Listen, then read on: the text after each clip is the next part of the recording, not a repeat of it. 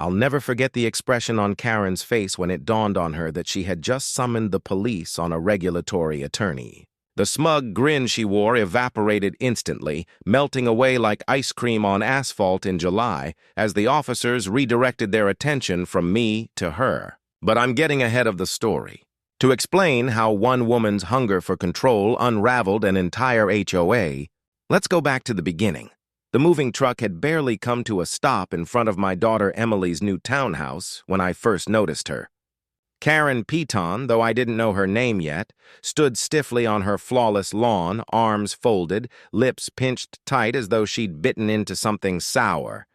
I had driven 4 hours to help Emily settle into her very first home.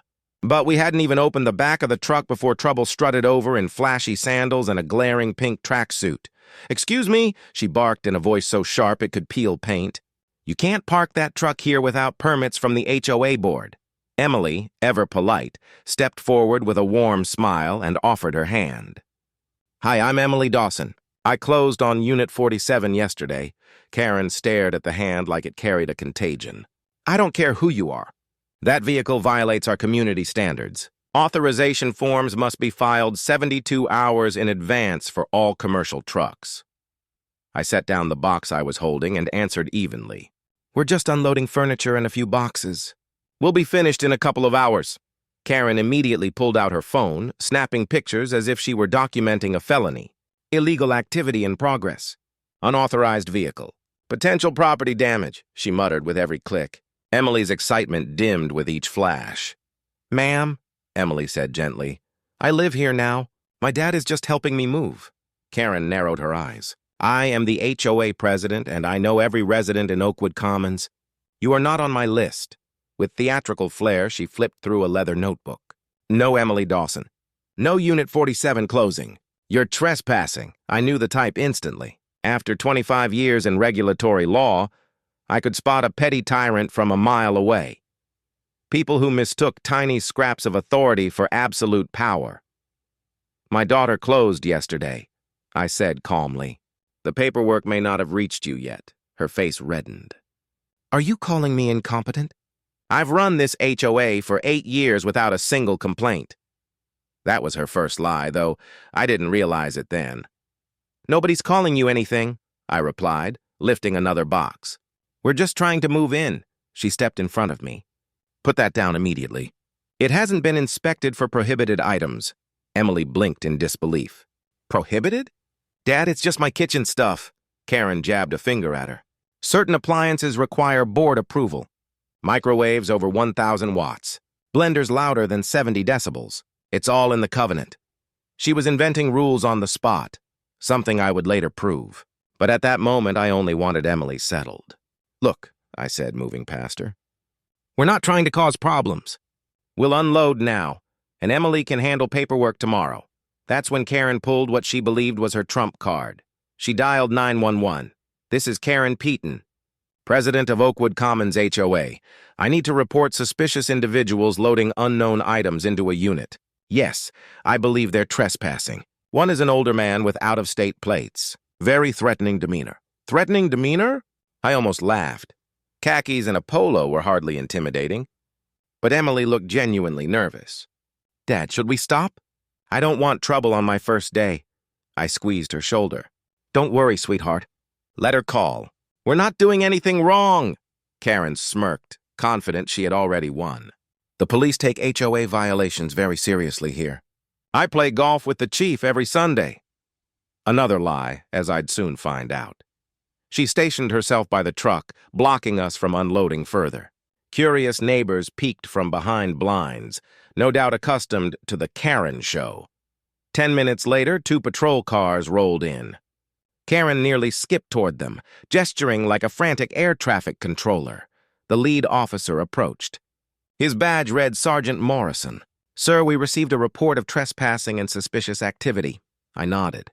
"Officer, I'm helping my daughter move into her new home. She closed on Unit 47 yesterday. I'm Jake Dawson, and this is Emily."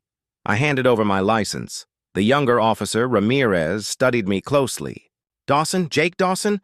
Weren't you the attorney who took down that HOA in Riverside last year, the embezzlement case?" I allowed myself a small smile. Yes, that was me. I specialize in regulatory law and HOA governance. Morrison's eyebrows shot up. No kidding. My sister lived there. You saved them from that corrupt board. He returned my license, then turned to Karen. Ma'am, these people are not trespassing. The daughter owns the unit. Karen flushed crimson. But they didn't file the proper permits. That truck is illegal. They're violating covenants. Officer Ramirez opened his notebook. Which specific laws are they breaking, ma'am? Karen faltered. HOA rules are binding. They need board approval for moving trucks. Morrison sighed. Ma'am, HOA covenants don't override property rights. They own the home. They can move in. Unless they're breaking an actual law, there's nothing we can do. That was my cue. Officers, since you're here, I'd like to file a complaint. This woman is harassing us and obstructing access to my daughter's property. Karen's jaw dropped. You can't file a complaint against me. I'm the HOA president. Ramirez's pen hovered above the page. Actually, he can. Are you preventing them from entering? She backpedaled. I'm simply enforcing community standards. Ma'am, Morrison said firmly, let them move in. Handle covenant violations through HOA channels, not 911. He turned to me. Mr. Dawson, you're clear to proceed. If she bothers you again, call us directly. As the cruisers pulled away, I caught the warning in Karen's eyes, but she ignored it. This isn't over. I'll be monitoring every single item you bring in. One violation and you're out. I set my box down and pulled out my phone. Actually, Karen, I think I'll be reviewing some things too, like your governing documents, financial records, and election procedures. Her bravado cracked. Those are private HOA documents. I smiled the smile I always reserve for court. Not in this state, they're not, I replied firmly. HOA records are open to review by any member, and my daughter happens to be one now. Emily's eyes widened as she listened.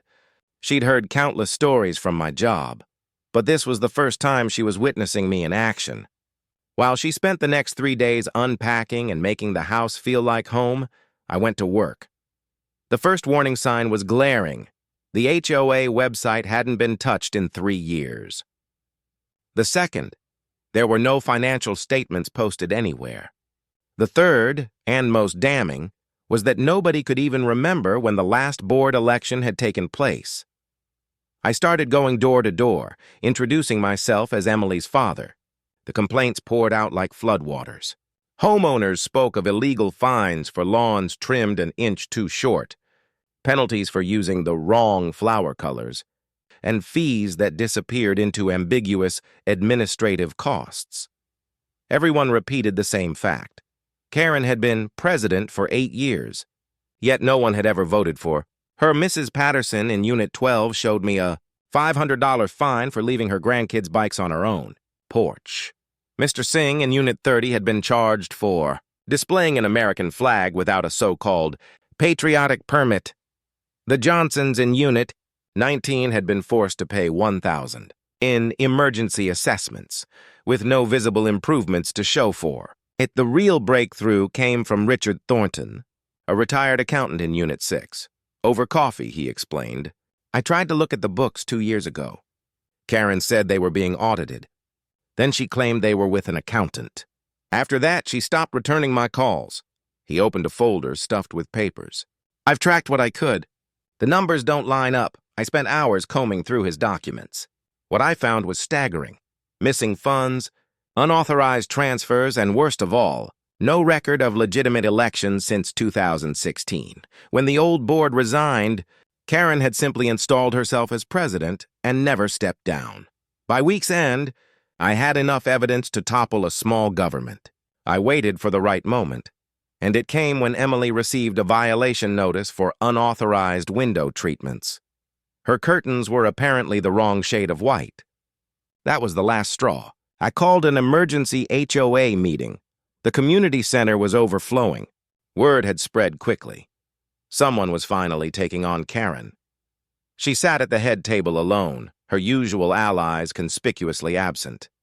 I walked up with a heavy stack of documents that landed with a thud.